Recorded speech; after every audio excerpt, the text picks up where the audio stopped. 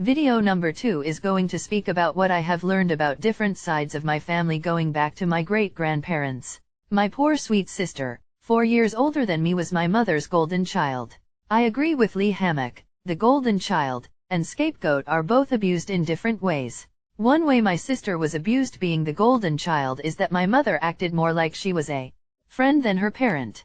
She tried to hang out with my sister and her friends, even talked to my sister's friends for hours on the phone, embarrassing my sister at times. Mom confided in my sister and told her inappropriate things. She told my sister about times that she cheated on our dad, about her sex life, even about having sex with some of my dad's friends. She also told my sister about times that there was sexual molestation or rape in the family. One time I remembered asking my mother, as an adult, what happened to her, and she told me I cannot recall, my brain blocks it out.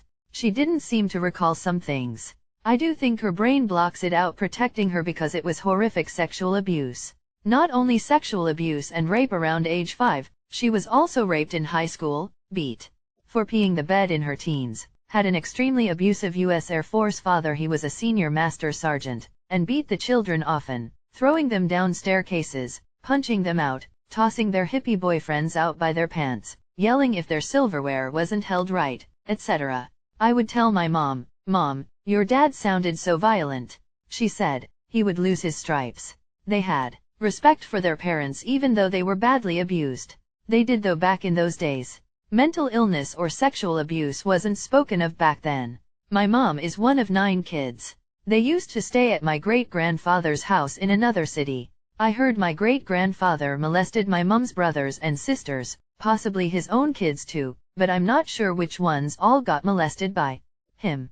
People even named kids after him, which is odd, using it as a middle name.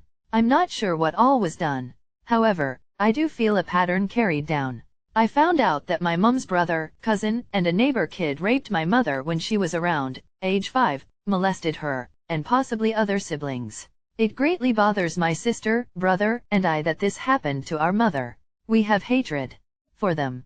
Mom passed away this year, and we found an email that she typed to her brother. It talked about her going to a therapist after divorcing my dad.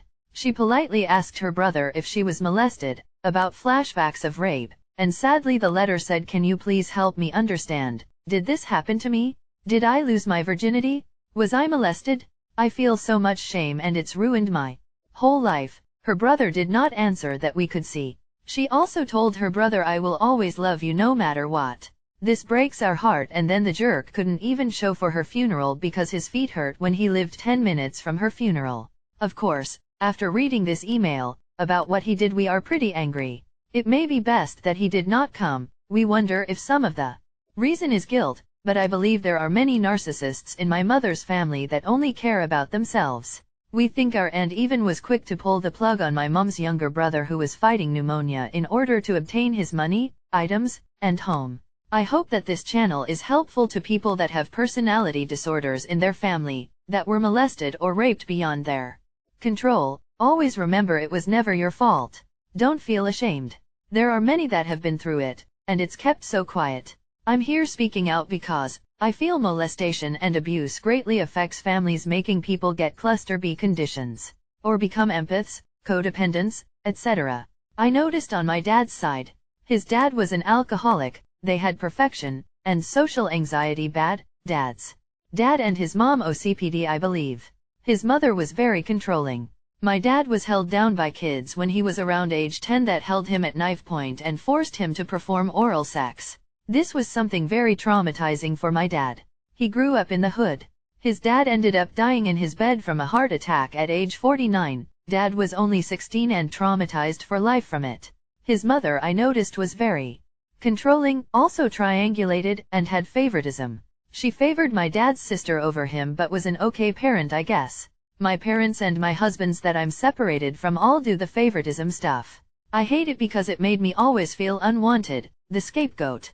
I try and tell my parents to stop it with their grandkids. I don't want anyone getting low self-esteem like happened to me. I try so hard not to have favoritism, it really messes a child up. Dad's mom really poured the guilt trip on if you did not visit her and expected you to wait on her hand and foot. My dad is pretty sadistic, Into kink I guess we only know because my mother told my sister way too much. I hope all of this makes sense for people that study these disorders or have them with how dysfunctional my family is.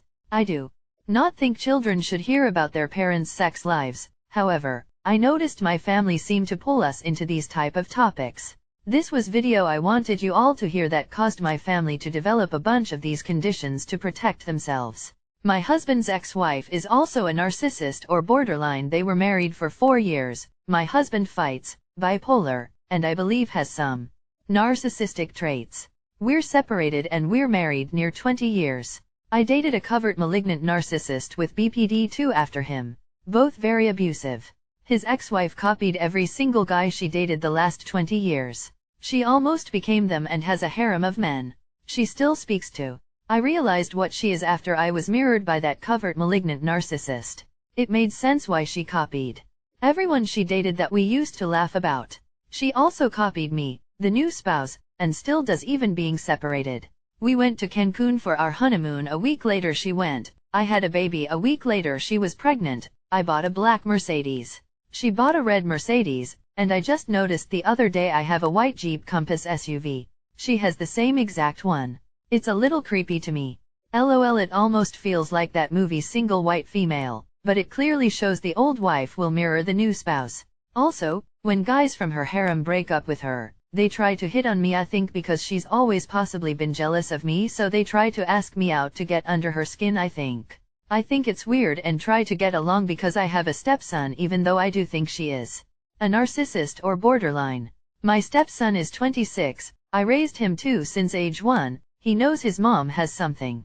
Poor kid had the worst childhood with 2 disordered self-centered parents. He was lucky to have an empathic stepmom. We're still close. He reads stories I read him to his daughter, now 5. I know a lot about female narcissists and borderlines as well as male ones from dating them. I also know a lot about bipolar. Being is my husband was mainly that. Video 3 will discuss another topic. I hope these are helpful. Remember, what happened is never your fault. I never want anyone to feel the shame our mother did.